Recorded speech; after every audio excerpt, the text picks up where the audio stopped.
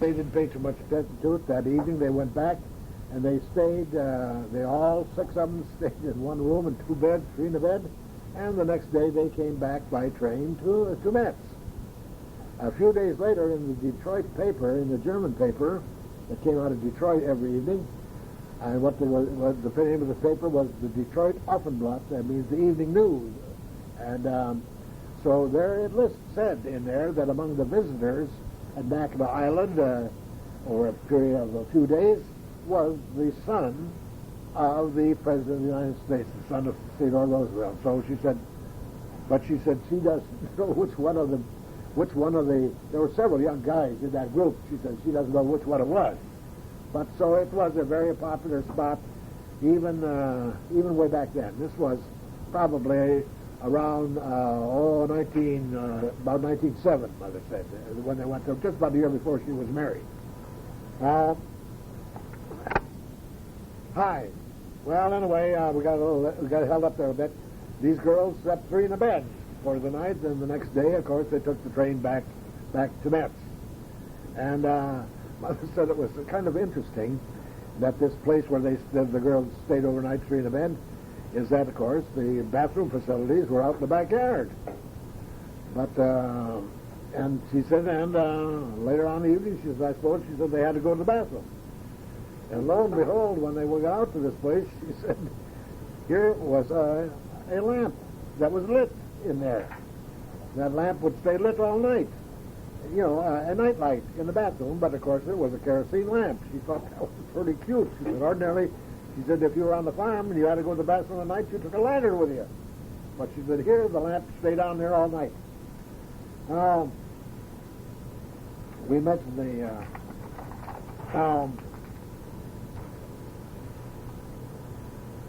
let's see here, what else have we got here?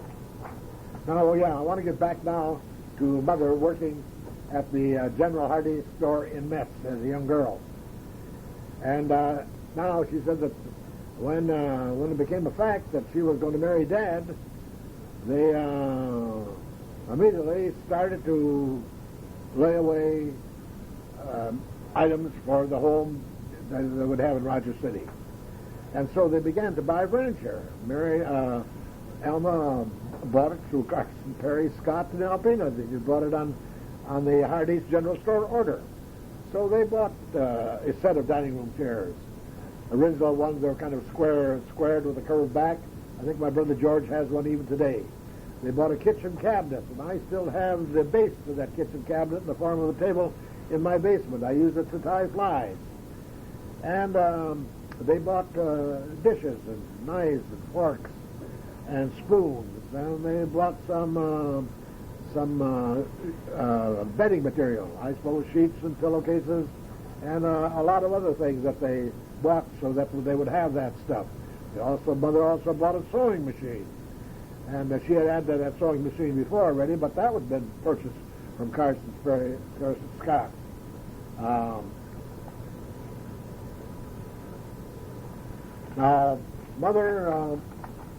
Mother became quite a seamstress, as you remember, because she had learned to sew from her mother back when she was a young kid, and her mother had learned to sew from her mother, and these were on Singer sewing machines, and so Mother had the Singer sewing machine at the time that she moved here to Rogers City, and of course, as you and I well know, she made a lot of the clothing for all of the 6 kids for many, many years. And she became very, very accomplished at it. Very accomplished. And she became pretty good.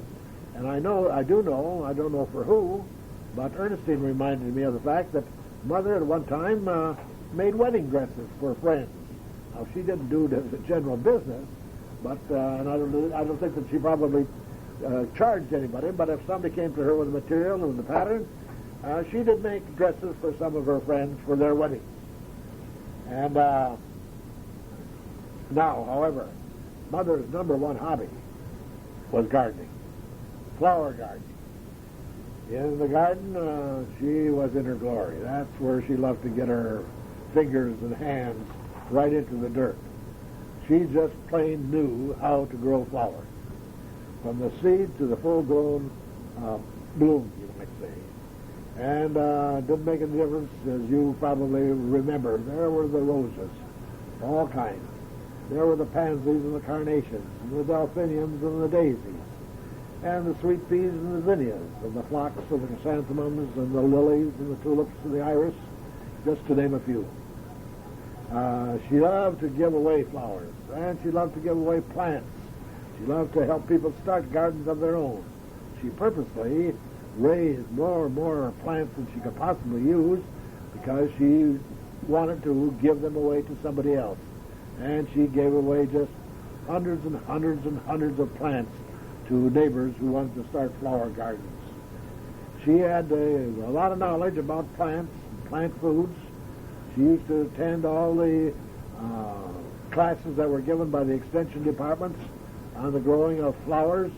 She became well acquainted with fertilizers and pesticides and fungicides. And in fact, the old garage or the old barn that still stands there today used to just reek with fertilizer when you walked in. She had half the floor filled with a variety of fertilizers and pesticides and dusts for the roses and sprays for the roses and other flowers. That was the element which she liked to work in. I know that also she would get so absorbed in that and to be out there working in that stuff that she wouldn't even hear you walking up on her. Quite often, after work at the school, I would stop over to see her. She'd be out in the yard, on her knees, working away, and also singing. She would be singing to herself out there. She would be singing the old hymns that she learned as a youngster when she was an organist. And or she would be reciting poetry, just reciting it right out loud of many of the poems that she remembered as a youngster. And I remember that she had a habit, and you kids know it, of talking to herself. She would be working away with nobody else around in the house, and she would give I don't know who she was talking to, but she would be talking about anything, I suppose, that came up. I remember that she used to be talking to herself when she'd be doing sewing. She'd be cutting patterns on the kitchen table, and she would be talking, say, well, now I snip here, and I snip there, and I go this way here, and I go this way there. And I remember one time that I was upstairs alone, and she apparently was downstairs in the kitchen alone. And I thought that somebody had walked in the back door and was busy there talking to her because there was a good conversation that was going on. Well, when I came downstairs and walked into the kitchen, there was Mother sitting, peeling a big basket of apples. So I know that she had been talking to herself. But of course, she would do that. She'd do that lots of times when she would be sewing. She would be sewing and talking at the same time. And so that was probably one of her character. You know that if you walked in and she was talking, and if you walked in the room that was over there, she was talking to herself. Now, I know that she for about the last, now you got to remember this, for about the last 8 years of her life, she spent at the extended care up here in Rogers City. And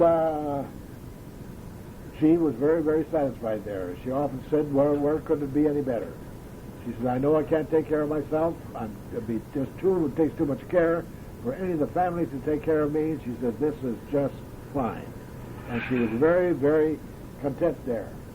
She had the ability to adjust to the circumstances, something that some of those other people up there at the extended care, I know, did not have.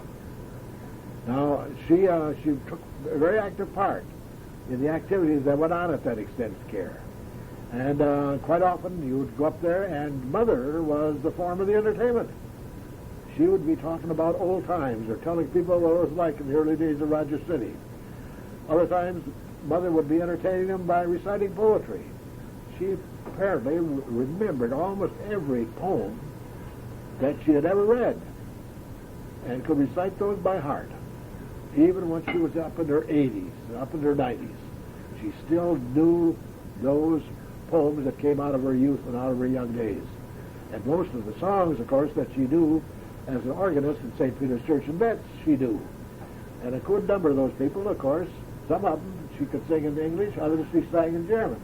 And she entertained those people, and of course they liked it. Now you got to remember that she was probably the senior one of that whole group. Now there are a few others that were up there in their 90s too at that time, but a lot of those people were in their 70s. Some of those people that were up there were contemporaries of mine. Some of them that were up there were in school with, but they just through life circumstances, they became helpless. They couldn't be taken care of by their families, and so somebody had to take care for them, and that's where they ended up. There were at least 3 up there of the students, of the kids, of the people in extended care, were young people that I had. I'd actually had these people in my classes. These people were just in their 50s. But through circumstances of accidents and of illness, they became just helpless and had to depend upon society to take care of. And these people, of course, some of them had known Mother when they were younger, and they were delighted to hear some of the stories that she could tell about the early days of Rogers City, or the early days on the farm, and about the early days when her kids were all going to high school, or all going to grade school, and just about anything that had to do with an older era. She was the source of a lot of their activities.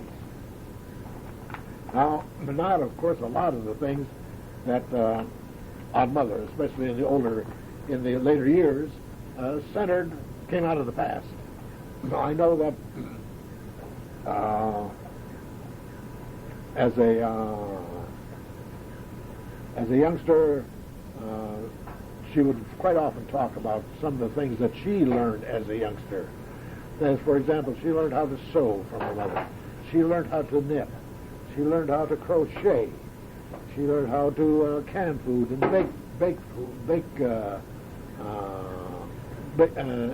food. And these girls were prepared for marriage. After they got to be about 14 years old, it was very common for those kids to go out and get married. You recall that our grandma got married at age 14. And there were a lot of young girls were married when they were very, very young. And Mother also remembers that as a young girl, she remembered going with her grandparents on a trip to Rogers. They went by horse and buggy. Then another member, she went with her grandfather on a trip to Alpena, by horse and buggy. And she said that took the better part of 24 hours, the whole round trip. But they went by horse and buggy. That was before the day of the train. The train came in about 1890. The train came in about 1886,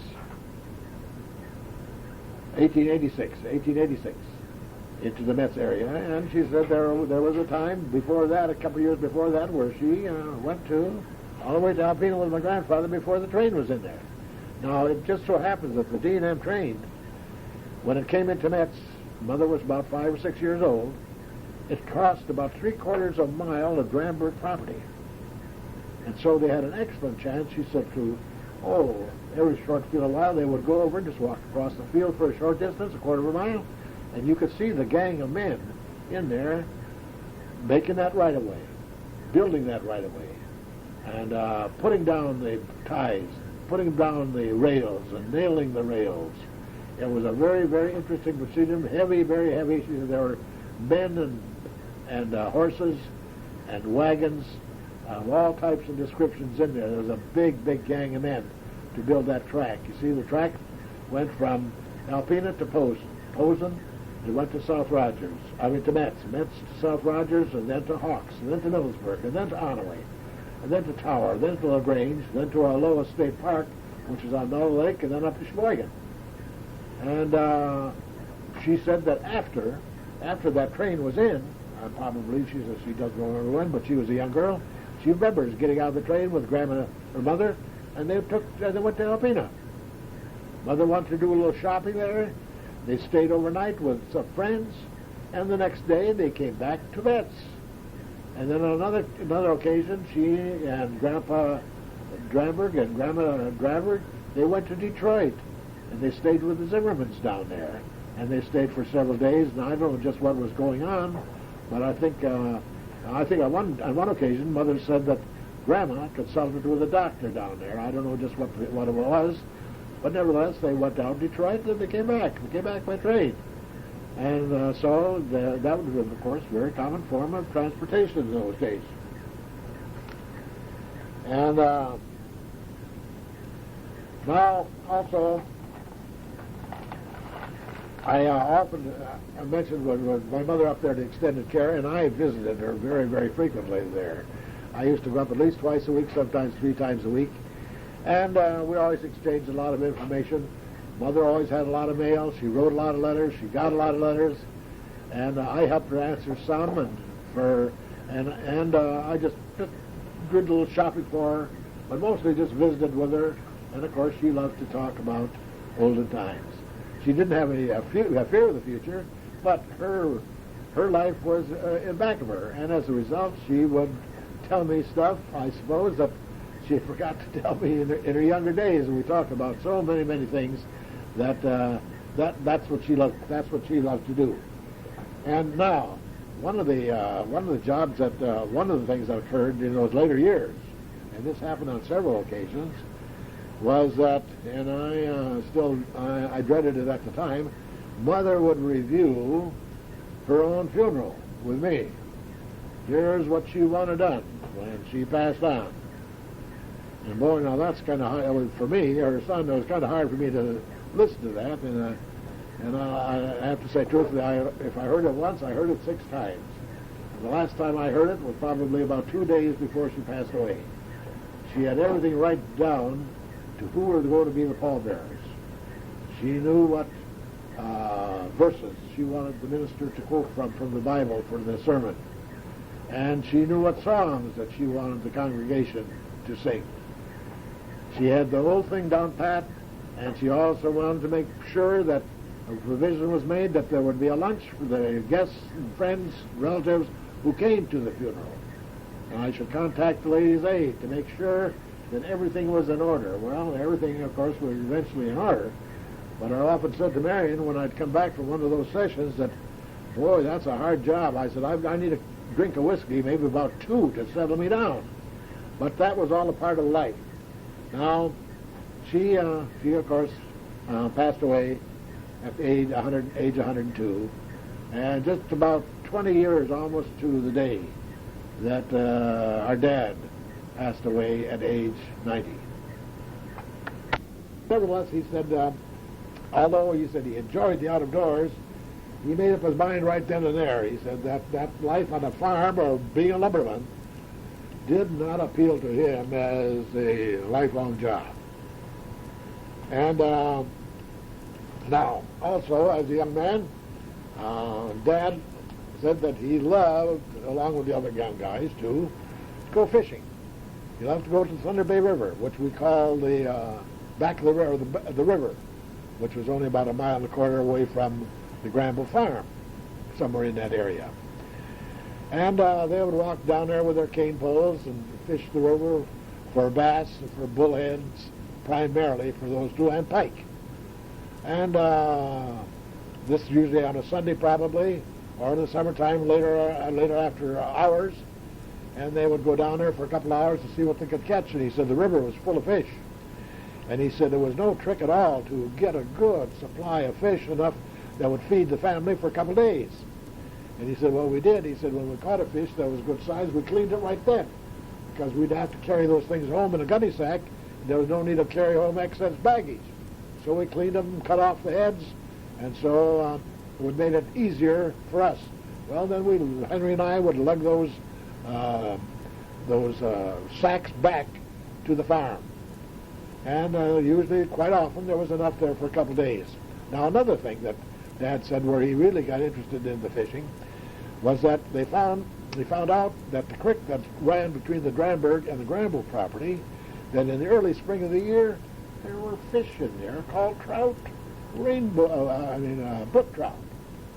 And sure enough, he said he didn't know who told him that, but they went down there, and sure enough, they got some beauties. He said it wasn't unusual at all for he and Henry He said they did a lot of fishing together because they're the closest age. That they would take their cane poles. This would be probably after dinner, and at night, and go down to that creek, and out of the creek, as you remember, across there on the road just between the Grambua and the Grambua property, and then it ran for a mile through that heavy woods, down to another road, and then under that road and onto the Thunder Bay River.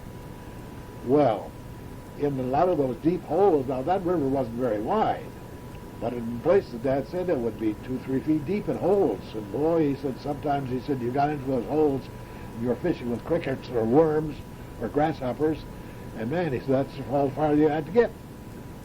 He said, there are many times, and he said, I'm not exaggerating, when Uncle Henry and I got maybe 15, 20, up as high as 30 fish. And these would be trout 7, 8, 9, 10 inches long. Beautiful, beautiful fish. And he said, I guess that's where I got hooked on that fishing for brook trout. Bring them home, clean them up. Well, that was enough to feed a brood of kids, you see, for a couple days. And they appreciated the change in diet. Because in the spring of the year afterwards, you've been eating bully beef and sausage and eggs and potatoes and rutabagas and carrots, the stuff that, made staple meals. That's what you had all winter. He said, boy, he said, a meal of fresh fish, he said, was a real, real treat. And it was welcome. Then and Dad also, he said, they also fished trout in the Upper Swan. Now, the Upper Swan would be in the area around the Grambua original homestead, in that area in Belknap. And now, that area of Belknap, also, that Swan River, in the spring of the year, was full of suckers that came up out of Lake Huron. They came up through Swan Lake. They came up through the Upper Swan area. And if you're in that area today, there's the river crosses US 23 and it crosses right under the D&M railroad tracks in the vicinity of what we call the plastic plant or the potato plant. And then it flows on up over and came out in the back end of the Grambua homestead on Section 12. And in the spring of the year, he said that river every year would be loaded with suckers, especially if there's a heavy runoff. They would run right up there, and he said a lot of those holes are just loaded with fish. These were 3, 4, and 5 pound big white suckers. And he said they would take a team of horses and a box on a wagon. And these not just he and Henry, but or others, but other farmers would do the same thing. And they would go down there in that area. The signal would be passed that the suckers are in. And he said, we would load up a whole wagon load of fish. He said, we speared them. We used our pitchforks to get them out of there. And he said, it was like a big picnic. Well, when we got a good big load, more than all we could handle, we had to get, of course, drive that thing back the other way. And we had 5 or 6 miles to go. Good 5 or 6 miles to go. And what we did, as we went along to these farmers, we'd stop in and give them a half a dozen or a dozen fish. And they appreciated it too, and we did that right along. Well, then I said, well, did you have any left by the time you got home? And he said, oh, yes. He said, still had a lot of them left. He said, we probably had 25, 30 fish left. And of course, remember, there are other people that were doing the same thing. He said, quite often, it kind of made it an event. We'd get the signal out and say, we're going to go fishing on this Saturday or this Sunday up to Belknap. Well, then maybe 4 or 5 wagons would go, and that's where the way it would happen. But they would kind of distribute those things around the whole Metz Township, you might say. Everybody got fish. But it was a treat after the winters, after the night of potatoes and rutabagas and carrots. And, the mother said they had milk, of course, and they made cottage cheese, and some of us even made their own yellow cheese. The Zimmerman farm, Henry, or John Zimmerman family was known for the cheesemakers. They made the yellow cheese that we eat in the store here today. He knew how to do that. I don't know just where he had learned that, but he did, and they made cheese in addition to and of course all the farmers made cottage cheese, or what they call, they have another name for it, for cottage cheese, but they made it good. So but as I say, the spring fishing, and Dad said he thought that probably that's where he really got hooked. As you remember, he remains to be a trout fisherman all his life, and I fished with him many, many days, especially in the era when I came back here from Michigan State in 1935 until the time I was married in 1942. I spent an awful lot of time with him, especially in the summers, fishing trout on Trout River, the Upper Trout River, Silver Creek, Little Akiak, or fishing for bullheads at Lake Nettie at the Spitzer Club, or fishing bullheads and bass at his property at Lost Lake. He loved to go out for a couple hours, just a couple hours, to go out, go to the lake, go to the river, wet a line. And of course, Dad had a little characteristic there that a lot of other people might know about Don Bro. He loved to chew tobacco. As a kid, of course, on the farm, they didn't dare to smoke around the barns. It's too dangerous. So, like a lot of other farm boys, he learned to like a chew. And that stayed with him all his life, especially if he went hunting or if he went fishing or went out to work in the yard. He'd put in a little cut of tobacco. He chewed a product called Sweet Burley. And you could tell that you could tell that when he was going fishing, he would just kind of smile. Boy, now I can have a good chew. Well, that was just one of the little idiosyncrasies that he had. I know I tried it. I tried chewing tobacco. I tried Copenhagen. I tried snus. I tried plug. I tried leaf. It didn't appeal to me at all. I had to stay with the cigarettes. Now, Dad loved to, of course, smoke a pipe, and he liked to smoke a cigar. But when he got outside, got hunting and fishing, then he wanted a good chew of Sweet Burley. Fine cut. Well, now a little bit more here. Now, I was going to say that as a young man, he said that there were very few deer in the Metz area. He said they were some. He said there are always some around there because the sea is pretty heavily wooded. But occasionally, he said, every farmer was bothered by certain deer that would come in and raid the vegetable garden. In the fall of the year, especially, they would come around to see what they could get in the way of beans or peas or dig out potatoes or rutabagas or corn, carrots, and they could really raise hell in a garden in no time. So you had to be on guard. Now, occasionally, he said his dad would shot some of them with a shotgun. His dad had a shotgun. But then Dad said he was probably just before his mother died, he got a rifle. A peddler came around. These were peddlers who came around selling supplies and goods to farmers, like the Watkins salesman, or today you have the Avon lady that comes. Well, the peddler came in those days, but I'll tell you in a minute what he was selling. But this peddler at that time that came, they sold pots and pans and kettles and axes and needles and thread and you name it. It was kind of a general store on wheels. It didn't have as much, but if a farmer needed, he might have it with him on that big wagon that he had, or that big buggy that he had. And sometimes he had bolts of thread. He had a certain amount of needles. He had a certain amount of hammers and saws and chisels and rope and twine and a lot of things that were in everyday use in the home, including salve for finger cuts and cutlery, knives, forks, and spoons. But anyway, this time he had certain things to sell. They quite frequently would have items that would sell. And this one time he came through and he was selling rifles. And he had these rifles, they were 45-60 Winchesters. Now, the 45-60 Winchester is sometimes called the Custer rifle. Came out in 1876. Now, it's doubtful that Custer used them at his last stand because they just came out that year. But I think it was named probably in his honor. And I have the rifle today. I have rifles hanging on my mantelpiece. There's one that Grandpa bought. And he bought it for 2 ox hides or 2 cow hides and $10 bill.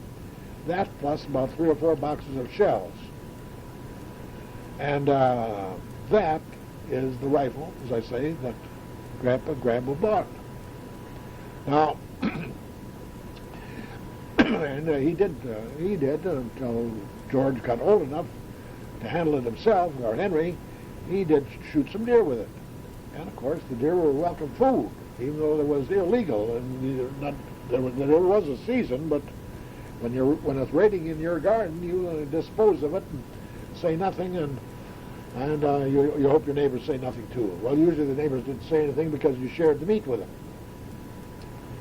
So you had to be on guard. Well, now it just happened, Dad said, when he got to be about 14 years of age, Grandpa showed him how that gun operated. And they took a few test shots at some marks or cans, and then he told Dad that, well, coming this fall now, you shoot the deer. And so, sure enough, what happened? Eventually that fall, there were signs. They had spotted a few deer at the edge of the woods, very close to where they had the family garden. And the family garden, Dad said, was a good one. And so what they did, they shocked some of the corn had already been shocked, and which means they've been put into large stacks and in kind of a circle. They hollowed out a stack and put a bench in there, enough to seat a couple of kids. And then that evening, or whenever evening it was, he said he and Henry were sent out there and they were well concealed. They were sitting inside of this kind of tent-like affair. But they could see out quite plainly. There was a place for which they could shoot from. And so they waited until it got dark. And he said the longer they stayed out there, of course, even if it was dark, the more they could see, as your eyes would get adjusted to that. And so pretty soon they could hear some cracking in the brush, and they watched and watched. Sure enough, they saw these deer move out of the trees and up to the fence. Now, he said they had about a 5-foot wire fence there, at least 5 foot, maybe a little higher than that. And that was surrounded that plot of land where they had their vegetables. And he said the vegetable garden was a pretty good size. He said it was probably about, maybe about 50 by 60 or 50 by 70. He said it was a good size area because he said they had to, and yes, it was just part of it was a little bit bigger than that. And so he said they waited. And pretty soon, he said, those deer, he said you could see them, they came up to that fence. And he said the first thing you know, without hardly any effort, they jumped that fence, just zip, they were over on the inside. They started to move in right in front of them, They could see them, they kept sneaking along there, sniffing as they went. The wind, he said, must have been in the right direction because he said they didn't smell them. And he said they got to within about 25 feet, and he said 2 lined up, and he said I fired. 2 of them went down, the other one took off. I took a shot at it, it went down, but then got up to that fence and jumped over it, and he said then took off and went into the woods. Well, he said we dispatched the other 2 with the assistance of a couple of rocks that we had there, and then Grandpa came running out of the house, and he came down there. Well, one of the deer was still kind of halfway alive. He took a rock and hit it in the head, and that was it. Well, then there was no need to go looking for the other deer because it was too dark. You couldn't trace it. We did go out the first thing the next morning, found a few spots of blood for just a couple steps, and that was it. So that deer apparently was never very hurt because we searched for a half a day through that whole area there and found no trace of it at all. But we did have the 2 deer. So Grandpa, he helped us. We dragged him into the barn, the big floor of the very big barn. He got out his knives, and Grandma come out. I suppose the other kids did too, and they dressed the deer right there. And dressed the deer and skinned the deer right now. Because the thing was is that this was in the fall of the year, probably September, and he said they had no refrigeration. So he said some of that, Grandma, of course, immediately brined it. She had some salt in a crock, and some of that venison was put into a crock with brine. Then after a few days, some of that was smoked. The leftover was rest of the brine.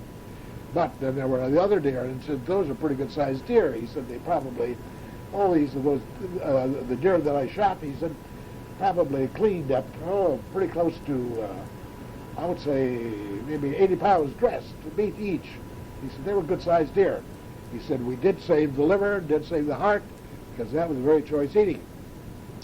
And then the next day, covered with sack or gunny sack or something, we took some around to the neighbors, because Grandpa said that the neighbors would hear the shooting anyway. They knew that Grambua was no doubt shooting deer. And so some of it was taken to the neighbors in the surrounding areas, and I suppose that was kind of salve your conscience a little bit that you had done something illegally. And so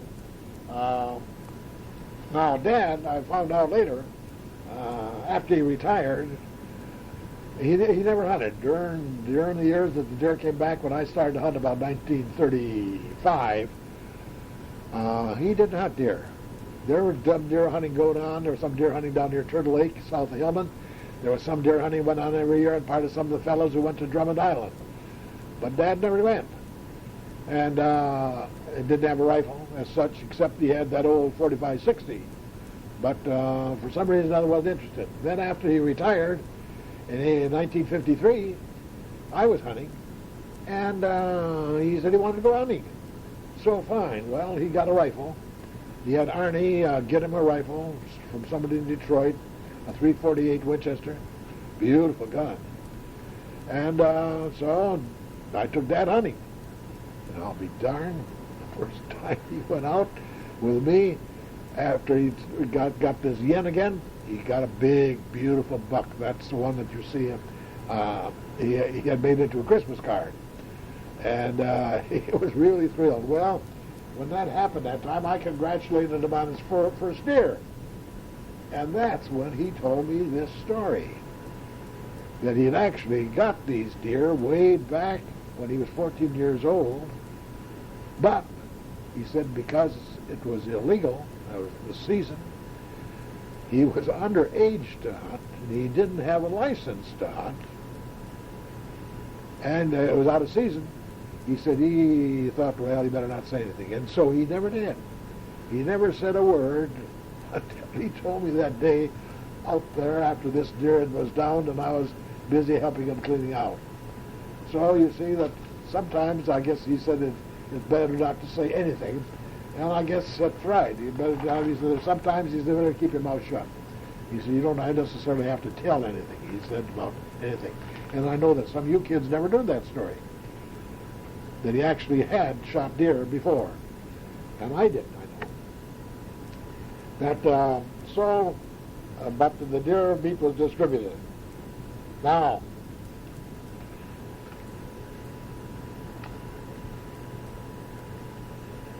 I might say that he bought this deer from a peddler. That was something that I used to run into years ago when I spent a lot of time up there with Grandma and Grandpa Dramberg. And these peddlers came around on the horse and buggy, and they would sell goods to the people. If you needed a new jackknife, or you need a new knife for the kitchen table, well, you can get one there. Now, they didn't have everything, but they had a good assortment of stuff that they sold to the farmers. It was like a general store on wheels. And so now these fellows were usually Jewish in origin. They usually came out of Alpena. And as they went along, then, of course, they also bought certain things from the farmers. They would buy their farmers' hides, or they'd buy horse hides, they would buy cow hides. Because so occasionally a horse died, sometimes a farmer, before burying the animal, before people came around to collect those things for other purposes, they for the peddler. And they got a fair price for that. The hides were kept salted out in the barn someplace where it wasn't too hot. And they also bought coon hides, or they bought skunk hides. And but then that's the way that worked. Now, these peddlers also brought news. As they moved along, they came in, they stayed for a while, and they said, well, so-and-so's daughter got married to such and such, somebody had a baby, somebody was going to have a wedding, and or this happened or that happened, so-and-so built a new barn, or somebody's horse had twin coats, or if you had something that you wanted to sell, if you let the peddler know that, say that Julius Dramberg had some plow points that he wanted to dispose of, or that he had a cow to sell, or an extra horse, if somebody needed a horse, he would sell it for just about so much money.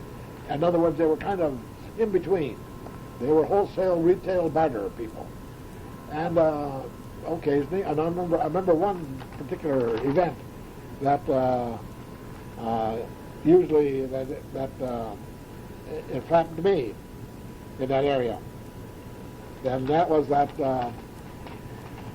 this peddler came up there, and he had stayed overnight. Some of these fellows would stay overnight, and I always enjoyed them because these Jewish people ate with that little skull cap on. They always fascinated me, and but I mean they were welcome to stay overnight, and if you know there was room there. And but this one peddler came in, and apparently he had a team of horses, and his harness had gone bad, or it was old, or whatever it was coming apart. And he was concerned, and so he asked Grandfather and Dramberg whether he had any ways to help him out. And, well, yeah, he said he kept some spare leathers and spare pieces of leather equipment, or what you call the metals that were needed. And so he helped him out with a considerable, almost made over a new harness for him. I don't know what it was involved, but he had pieces of leather that he had purchased someplace, and he had tools and snaps and so forth. And when he got all through, he paid Grandfather Dramberg for this material, and he gave him, I don't know what else he gave him, but one of the things that he gave him was a $10 gold piece. Well, I was fascinated by that $10 gold piece. But you got to remember that at that time, this was probably pre-World War I, we were still on the gold standard, and payments in gold were very common. We finally went out of that along about the early late 20s, or 1926, somewhere in there. But at that time, gold was, it was part of the standard. And so I remember that somebody gave me one years and years ago, and I had it in the vault for many, many years. And it wasn't a $5 gold piece, it was a $2.50 gold piece. They had $2.50 gold pieces, they had $5 gold pieces, they had $10 gold pieces, they had $20 gold pieces. Now those are the only ones that I remember. Now maybe they had $50 or $100 gold pieces too, but those are the standard ones that were used quite a bit in commerce. It didn't take too big of a chunk of metal, probably about the size of a quarter, to equal $20. That's just what it amounted to. Well, even if it was that much, I'm not sure, but it wasn't any bigger than a quarter, a $20 gold piece. And so you can see that if a person could have a sizable fortune in money, it didn't occupy too much space if he had a lot of gold. And some people, that was their medium of exchange. That's some people that's what they used. Now, it wasn't long, Dad said, after he had put several seasons into the lumber camps, that he decided that he would try something else to make a living, and so he prepared to be a teacher. He attended the county normal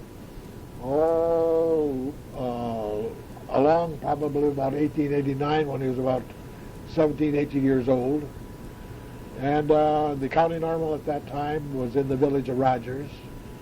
And I think I've seen pictures of the class that he was associated with. There must have been 20 people or 25 people in that class. Some of them were his friends who later became teachers also. And it's from there that he started in this business of teaching. He after the year that he was after the year there in the county normal, and I might say that while he was at the county normal, I got to remember this. While he's at the county normal in Rogers, he was staying with his aunt, Wilhelmina Peddlecow, over here on Michigan Street. And that's where mother and dad lived after they were first married. That's where he stayed that winter. He lived with Aunt Peddlecow, Tanta Peddlecow. Now, I don't know just how many years Dad really taught, but he probably taught somewhere in the vicinity 8 or 9 years, somewhere in that area. I know that he taught a couple of years at what is called the Wisniewski School. That would be on the west side of Metz Township, and that would be approximately, at that time, that was going almost 5 miles from the Grambua home. Now, that's where he was walking every day. He would walk 5 miles to go to the job of teaching, and then walk 5 miles home at night. You'd say, boy, that's a long way. Well, it was a long way.